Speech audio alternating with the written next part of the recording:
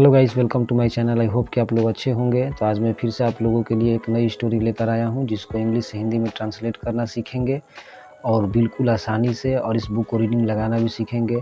तो आप लोग इंग्लिश को आसानी से पढ़ना चाहते हैं तो हमारे साथ इस कहानी के अंत तक बने रहिए। तो चलिए गाइस, हम लोग इसको स्टार्ट करते हैं। तो ये कहानी का टाइटल है a farmer and his son.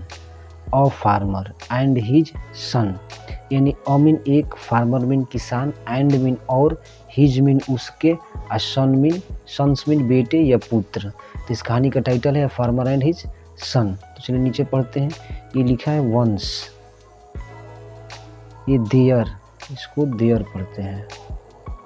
ये was a farmer, farmer once mean एक बार, वंस मीन एक बार। देयर एक मीनिंगलेस वर्ड है जिसका मीनिंग, इसका कोई अर्थ नहीं होता है। ये जिस सेंटेंस में कर्ता अज्ञात होता है, अननोन होता है, तो उस सेंटेंस में ये कर्ता को रिप्रेजेंट करता है। वॉज मीन था, अ मीन एक, फार्मर मीन किसान, यानी कि एक किसान था। दोस्तों, कभी भी इंग्लिश को हम पीछे की तरफ से पढ़ते हैं, सब्जेक्ट टू लेकर और सबसे पीछे से स्टार्ट करते हैं पढ़ना। तो यानी कि एक किसान था, यानी एक बार एक किसान था। ये पढ़ेंगे ही। ये lived a village,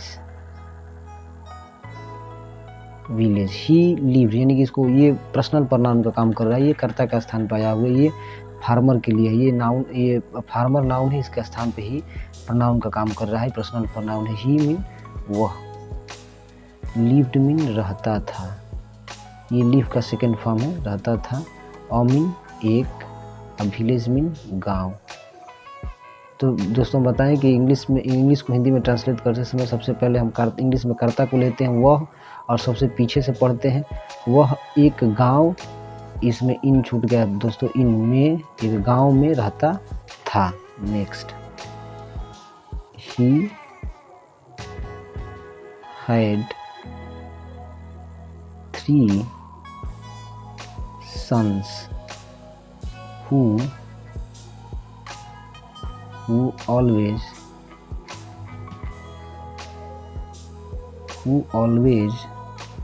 quarreled with one another। He mean वह, हैड मीन के पास, 3 मीन 3, सन मीन बेटे, हु मीन जो, ऑलवेज मीन हमेशा, क्वारल मीन झगड़ते रहते थे, विद मीन के साथ, वन अनदर मीन एक दूसरे, वन अनदर मीन एक दूसरे। यानी ही हैड 3 sons, मतलब ही वो, उसके, या वह होता है चाहे उसके भी होता है, यानी कि उसके पास 3 पुत्र थे, उसके पास 3 पुत्र थे जो हमेशा एक दूसरे के साथ झगड़ते रहते थे। मतलब उसके पास 3 पुत्र थे जो हमेशा एक दूसरे के साथ झगड़ते रहते थे। ये जो वन अनदर है, ये वन अनदर 2 से अधिक व्यक्तियों के लिए किया जाता है। जैसे मान लीजिए हम बोले कि दे love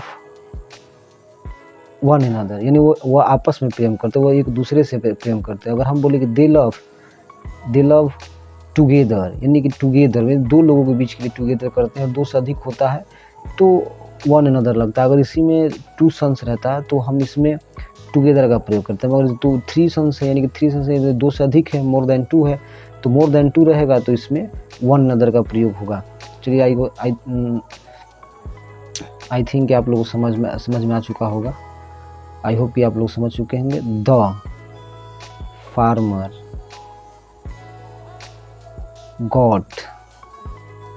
farmer got very sick. The farmer किसान, गॉट मीन होता है हो गया, गॉट मीन हो गया, अवेरी मीन बहुत, सिक मीन बीमार, यानी वो किसान बहुत बीमार हो गया था, बहुत बीमार हो गया था, चाहे बहुत बीमार हो गया था, बहुत बीमार हो गया था। he was very upset because of his son's attitude,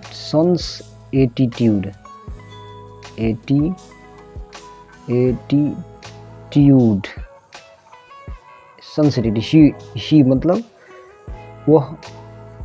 वही मीन वह होता है, था वाज मीन था, अवेरी मीन बहुत, अपसेट परेशान,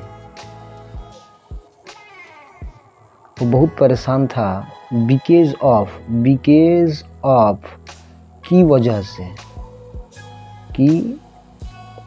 से, हिज सन मतलब अपने पुत्रों, मतलब अपने बेटों, एटीट्यूड मतलब रवैये, यानी कि वह अपने बेटों के रवैयों की वजह से बहुत परेशान था, अपने बेटों की रवैयों की वजह से बहुत परेशान था। चलिए आगे देखते हैं। तो guys, one day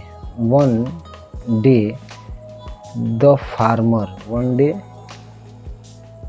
farmer brought bundle of sticks, one day, one mean एक, a day mean दिन, and farmer mean किसान, brought mean लाया, ये bring का सेकेंड फॉर्म है, brought, a bundle mean गट्ठर में, यानी कि बंडल ऑफ स्टिक, इसका पूरा हम समझेंगे। बंडल ऑफ स्टिक मतलब होता है लकड़ियों का गट्ठर,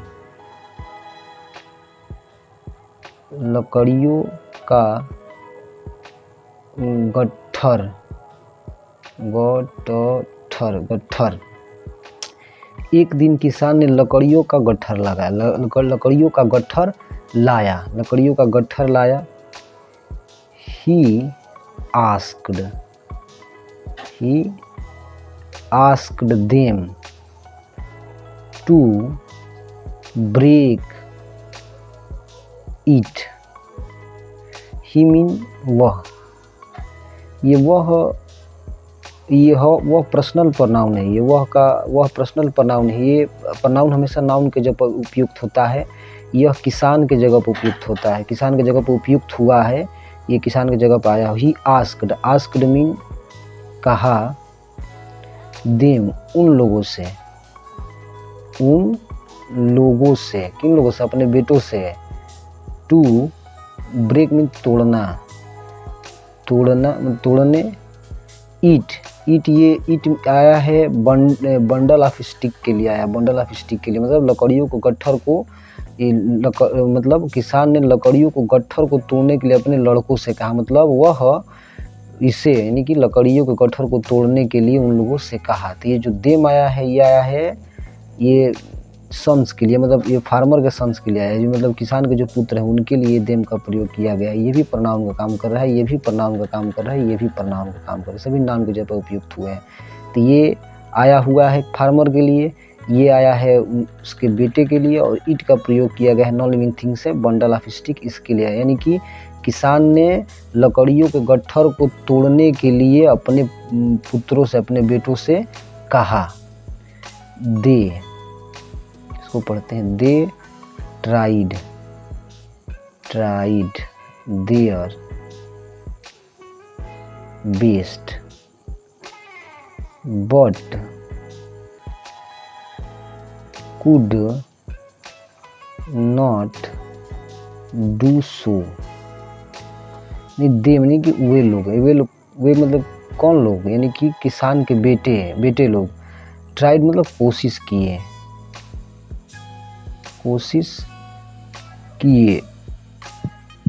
देयर यानी कि उन लोगों का, मतलब उन लोगों मतलब किसको, दे का आया है अपने, मतलब वो अब दे अपने, मतलब अपने मतलब अपने, ये दे के लिए आया है, अब अपने पूरा, बट मीन लेकिन, do mean could not do so, ऐसा नहीं कर सके, could not do so mean ऐसा नहीं कर सके, यानी कि ये हुआ कि वे लोग अपना पूरा कोशिश किए, वे लोग अपना पूरा कोशिश किए, यानी कि दे ट्राइड देयर बेस्ट, वे लोग अपना पूरा कोशिश किए, लेकिन ऐसा नहीं कर सके, then the farmer untied the bundle, यानी कि देन तब फार्मर किसान, अनटाइड मीन खोला, मतलब टाई का होता है बांधना, अनटाइड मतलब हो जाएगा खोलना, द बंडल यानी गट्ठर को, यानी कि गट्ठर को, यानी कि देन तक किसान ने गट्ठर को खोला,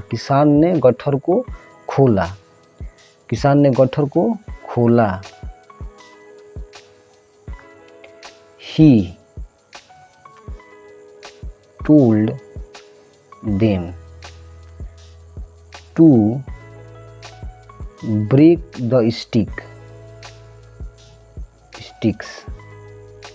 यानी कि ही टोल्ड, ही किसके लिए है, प्रोनाउन का काम कर रहा है, ये आया है किसान के लिए, यानी कि ही मीन वह, टोल्ड मीन कहा उन लोगों से, किन लोगों से, यानी कि अपने किसान ने अपने लड़कों से, यानी कि ये जो लड़के थे उन लड़कों के लिए आया है, उन लोगों से मतलब तोड़ने इसके के लिए हो जाएगा, टू के लिए हो जाएगा, तोड़ने के लिए, द स्टिक यानी कि ये लकड़ियों का, यानी कि वह लकड़ियों को तोड़ने के लिए अपने पुत्रों से कहा, उन लोगों, ये प्रोनाउन का काम कर रहा है, ये भी उन लोगों के लिए, यानी कि किसान ने अपने पुत्रों से लकड़ियों को तोड़ने के लिए कहा, दे ब्रेक देम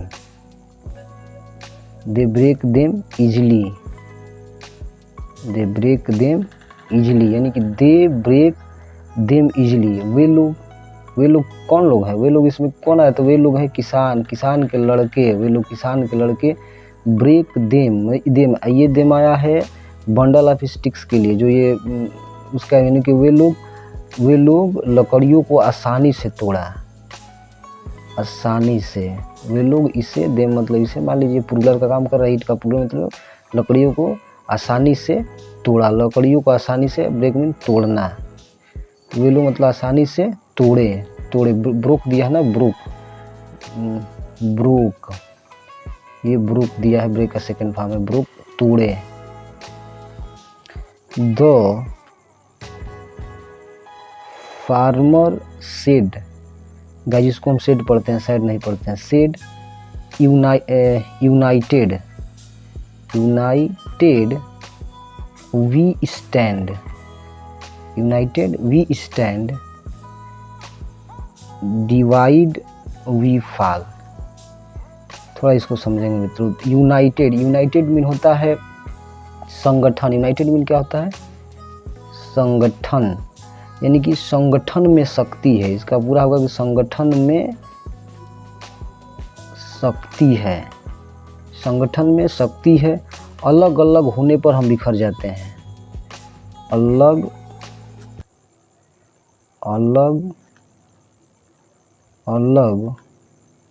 होने पर हम बिखर जाते हैं, यानी किसान कहा, द फार्मर क्या था, किसान कहा, मतलब कि जब वो लकड़ी, एक पूरा लकड़ी का गट्ठर तोड़ने के लिए दिया तो उन लोगों से टूटा नहीं, और जब वो एक-एक करके जब गट्ठर खोल के दिया तो उन लोगों ने आसानी से गट्ठर को तोड़ दिए। तब किसान ने कहा कि united we stand, divide we fall. संगठन में शक्ति है, अलग-अलग होने पर हम बिखर जाते हैं। जैसे लकड़ी अलग हुई तो एक-एक करके टूट गई, और संगठन में लकड़ी टूटी नहीं। तो कहा कि अगर संगठन एक साथ मिल के रहा जाए तो कोई नहीं तोड़ सकता है हम लोग को। मतलब ये समझाया कि संगठन में शक्ति अलग-अलग होने पर हम बिखर जाते हैं। उसको ये बात किसान ने अपने लड़कों को ये सिखाया। आगे देखते हैं, आई होप कि आप लोग समझ चुके होंगे। His sons learned a lesson and began to live in peace। यानी कि ही सन्स मतलब अपने पुत्रों को, ही सन्स मतलब किसान अपने बेटों को लर्न मतलब हिज सन्स मतलब his sons learn a lesson began to, यानी कि मतलब उसके लगाई यहाँ पर, मतलब उसके बेटों ने सीखा, हिज मतलब अपने नहीं, उसके लगाई, उसके बेटों ने सीखा। लर्न मीन एक, लेसन मीन सबक, एंड मीन और, बिगेन मीन शुरू, टू मीन लिव मीन रहना, इन मीन में चाहे शांति, इनसे लगा इसको तो साफ। लिव इन पीस का अर्थ होता है शांति से रहना। लिव इन पीस का अर्थ होता है शांति से रहना। यानी कि उसके बेटों ने एक सबक सीखा और शांति से रहना सीखे, मतलब शांति से रहना शुरू किए। शांति से मतलब उनके बेटों ने एक सबक सीखा और शांति से रहना शुरू किए। ये मॉरल मीन होता है नैतिक, यानी कि नैतिक मीन होता है। हमें इस कहानी से हमें क्या शिक्षा मिली, तो हमें कहानी से शिक्षा ये मिली कि यूनियन इज स्ट्रेंथ, यानी कि संगठन में शक्ति है, संगठन में शक्ति है। यानी इस कहानी से हमें शिक्षा मिलती है कि हमेशा हमें अपनी संगठन बनानी चाहिए, हमेशा अपने संगठन में रहना चाहिए, हमें एकजुट होकर रहना चाहिए, हमें मिलजुल के रहना चाहिए। अपने आप एटीट्यूड लेना चाहिए कि मैं ये अकेले कर दूंगा, वो कर दूंगा, नहीं, एक संगठन होनी चाहिए, उसमें मिलजुल के रहना चाहिए। इस कहानी से हमें शिक्षा मिलती है कि संगठन में शक्ति है। तो आई होप कि आप लोगों को वीडियो अच्छी लगी हो, तो आप इसको लाइक करें, सब्सक्राइब करें और बेल आइकन बटन को दबाना ना भूलें। Thanks for watching this video.